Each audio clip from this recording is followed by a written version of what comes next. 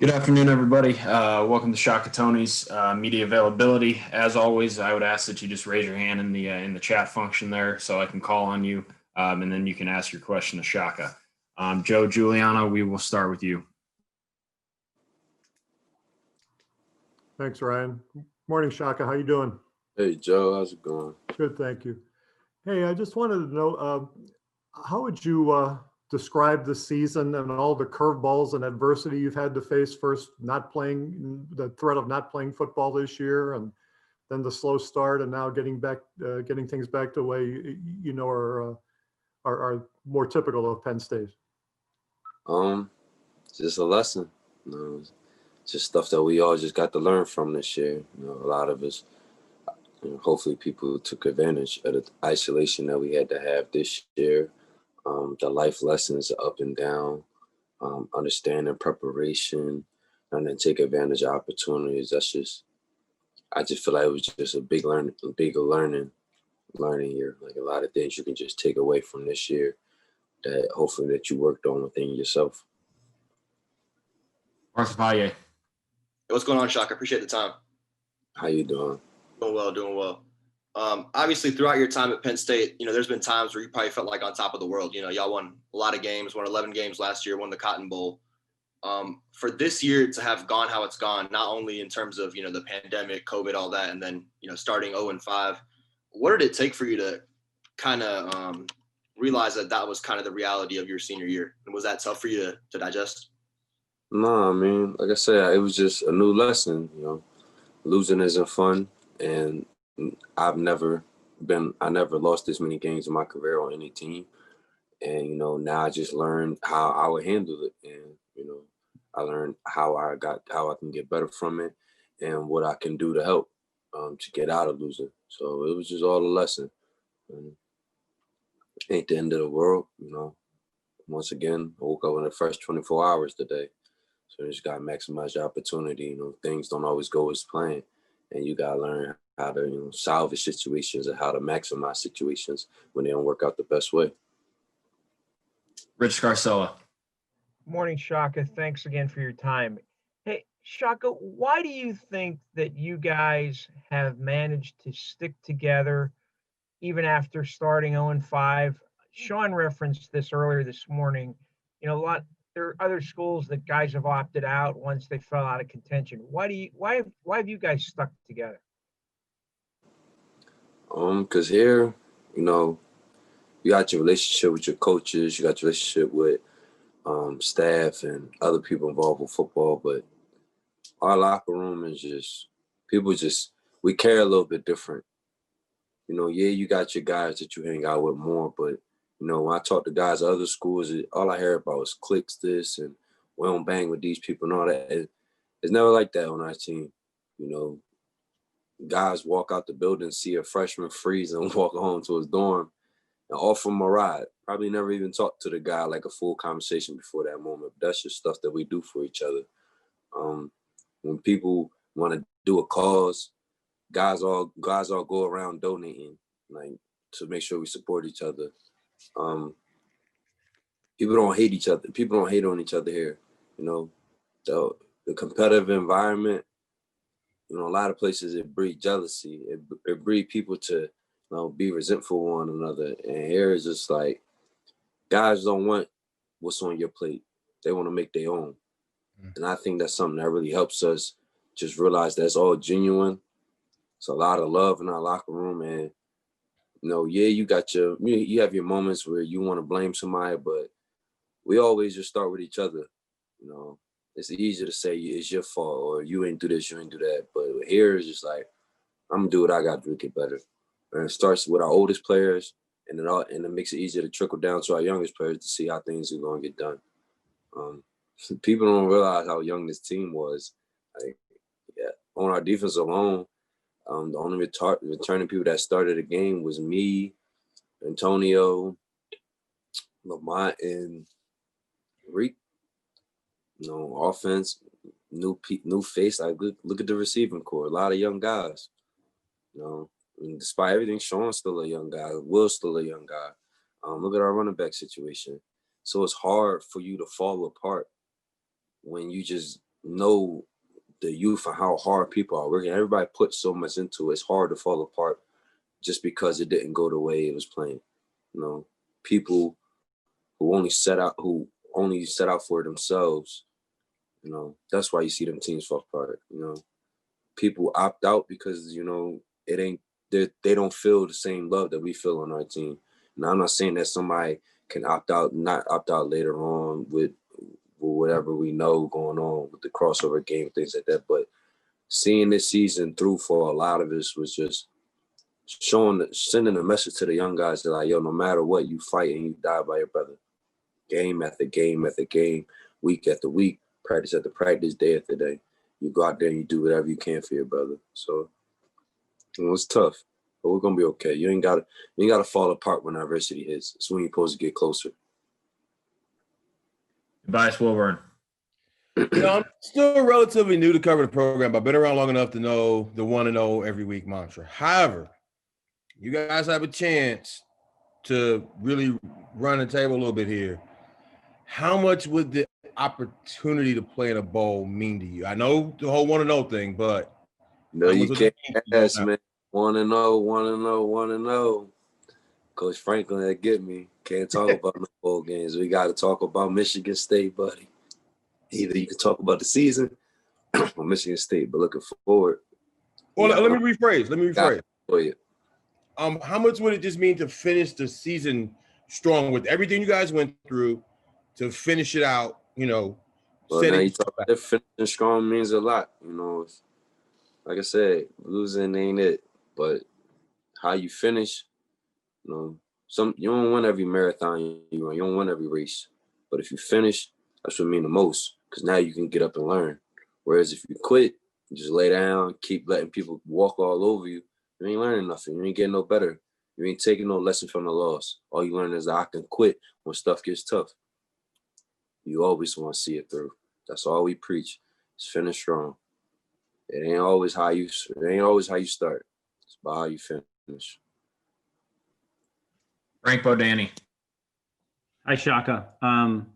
The big difference with the defense, as you see it, the last 2 weeks, and can you give me one example of that difference, whether it be a player or a scenario or something? You just get tired of losing. At what point are you gonna put your foot down? It's the biggest difference. You know, it's like, well, it's more than, I ain't gonna say that because some random fans gonna quote that like, yeah, oh, so they were playing hard. Nah, I already started.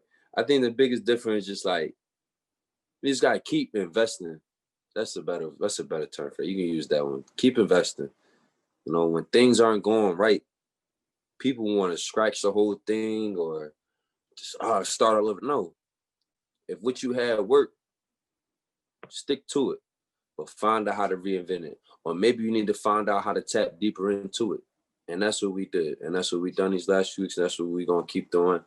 And you know, my goal and my lasting thing I would want to ever lead this team with, is we're gonna keep fighting. That's all I ever say on the sideline when we was down all them points against other teams to when we was up against Michigan. I keep fighting, man. You know, it don't stop. Your circumstance don't dictate what you're gonna do. Mark Woganrich.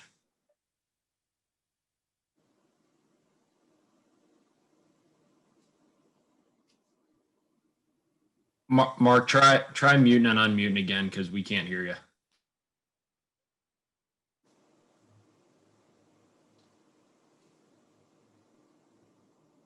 Mark, we'll try and come back to you. Peter Terpstra. Hey, Shaka. I want you to remember back when you were a freshman coming into Penn State. Is there any advice you would have given your past self, and how much have you grown in your time here outside of football? Advice that I would give to my past self.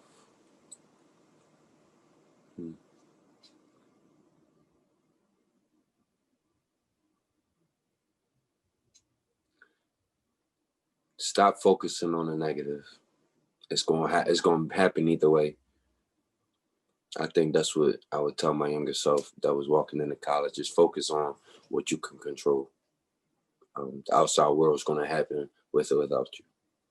And how much I've grown, I think I've grown every day. Every day. I learned a life lesson here or something new every couple of days. And I just learned just how to reinvent myself, readapt, readjust, and just keep learning. Nothing can't bother me no more. That's the biggest thing I've grown is a positive attitude. Is that life gonna happen either way. Be mad, be upset. All right, get over it. How you gonna fix it? How you gonna get better? What can you do to help? That's just my attitude. I'm not dead. I'm not in jail. As long as I wake up with a fresh 24, I'm gonna go out and be the best person I can be. Mark Wogenrich, let's give it another shot. All right, trying it again. Better? Yeah. Now we got you. Thanks, Shaka. Beyond the mask wearing, beyond the testing, the daily testing, that sort of stuff, what do people don't know that you guys went through to play this season, and has it been worth it? Y'all don't know the half of it. Our team hasn't had COVID cases because of the sacrifice that we made as a team. We're not seeing our families. We're not seeing students. We're not seeing friends. You're literally only seeing people in the building and on the team. You go into stores and stuff kind of freaked out and whatnot. You don't want to touch people. You don't want to risk giving away on the team COVID. Like, none of us have been home for a long, long, long time.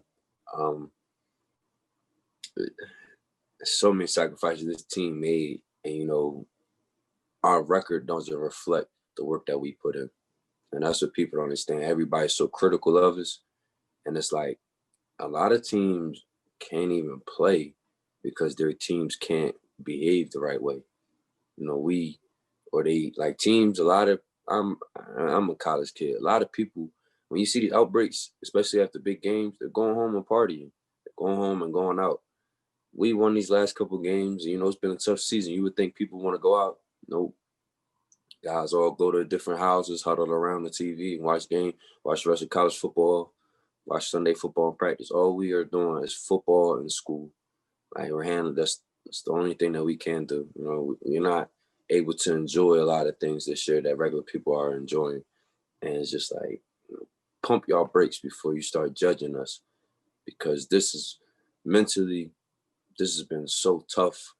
And then you add on losing, it's just, we already going through so much for ourselves and to help and to represent the name that we all love. So it's like, be happy that at least you could watch football this year. Because there's some teams that have, like, you watching some of these games and it's like week 12 for other people. Some teams is only 3-0 still. You gotta be grateful. You gotta appreciate the stuff that we're doing here. I think we're a model program for how people handle coronavirus. Shout out Coach Franklin. He took all the precautions he needed. Shout out Penn State. Joe Giuliano. Shaka, as one of the leaders of the team, what's been your consistent message to the younger guys who have gone through the stuff that you just described? And when you have felt a need to vent or get something off your chest, who did you turn to? I'm sorry, what'd you say? You said advice I would give the young guys? No. The constant message you had for younger guys this season when you felt that they were getting a little down from what you just described. And when you had a couple of occasions when you were maybe a little down, who did you confide in? My young guys, tell them y'all gonna be cool. Like, y'all so talented. Like, y'all, it's gonna be all right. Like, you losing, you only really lost when you don't learn nothing.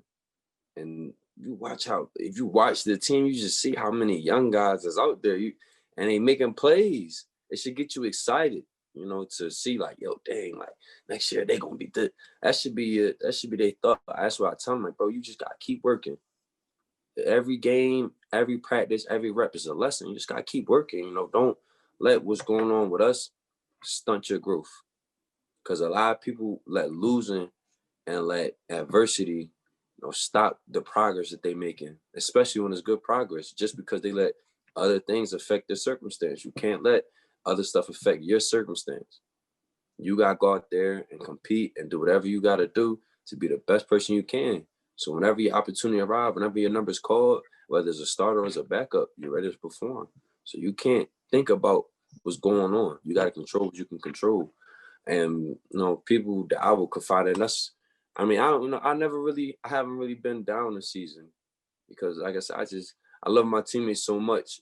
If I'm down, then nothing's going to be good because my energy affects Lamont's, Jesse, Cliff, all the seniors. Like, we got to all be, if we down, the team's going to be down.